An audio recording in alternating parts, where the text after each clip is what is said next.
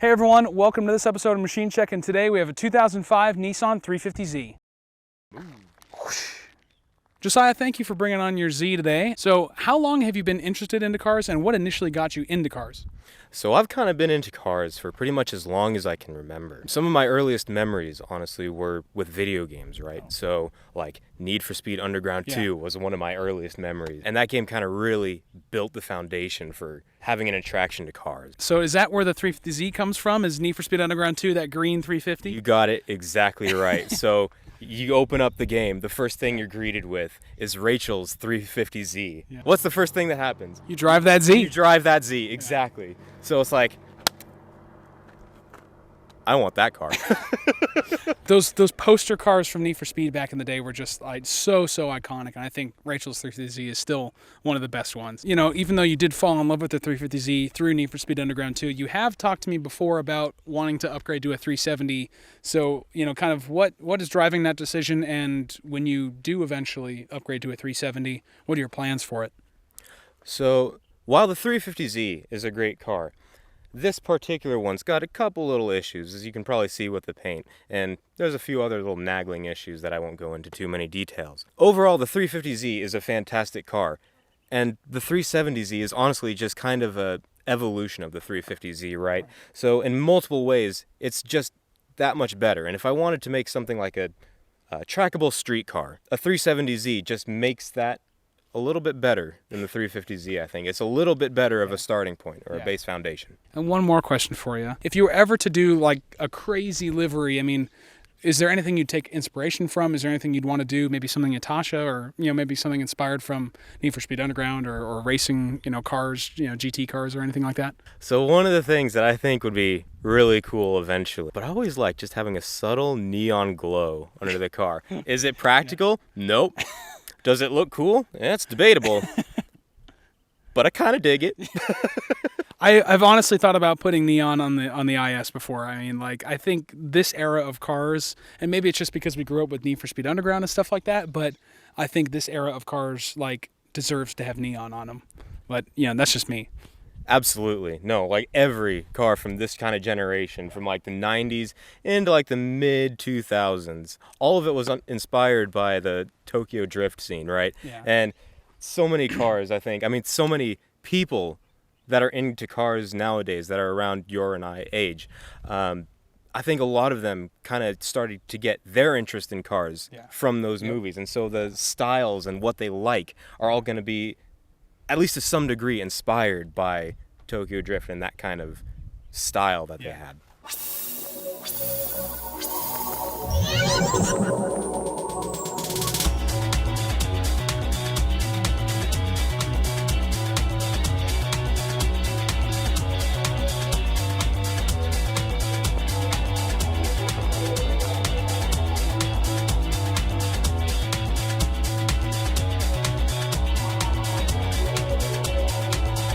All right, predictions. How do you think this thing's going to do up there today? So, while maybe cosmetically it's not in the best condition, mechanically, she's sound.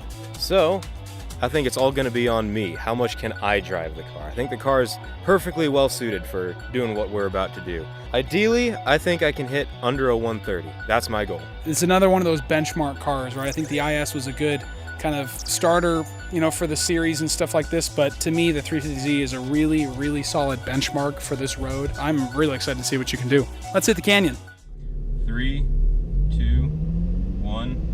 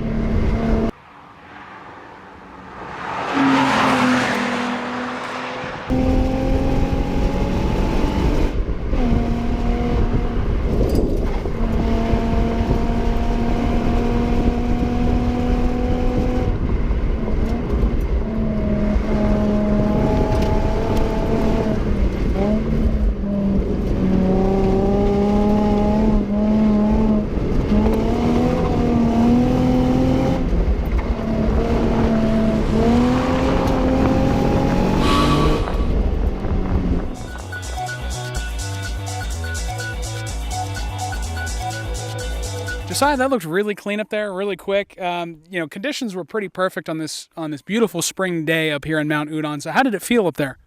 It felt fantastic. I think my first run was a little bit sloppy, but still very quick. But definitely on the second run, I cleaned it up a lot, and I think the second run's probably just going to be a smidge quicker. And I don't think I could have done it any better. Well, I think you've done a fantastic job today.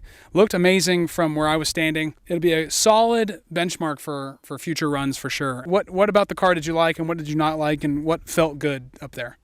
So I appreciated that while the car felt sticky, it felt grippy, it didn't feel like it didn't want to behave. I could get the car to turn in when I needed it to. I got the car's rear end to step out if I wanted it to. I never felt like I was limited by the car at any point. Oh, good. It's a really balanced car, and you mastered it. All right. Thanks for having me out as well. Absolutely. Thanks, Josiah, for bringing the Z out here. Yeah, like I said, you looked amazing up there. Thanks to those of you that subscribed on the last machine check with Steve and the ZL1. If you haven't already, hit subscribe below, and if you enjoyed the video, hit like. We're going to continue to try and get more cool cars up here. We've got a couple European cars lined up, so that'll be very interesting to see. Thanks for watching, and we'll catch you on the next one.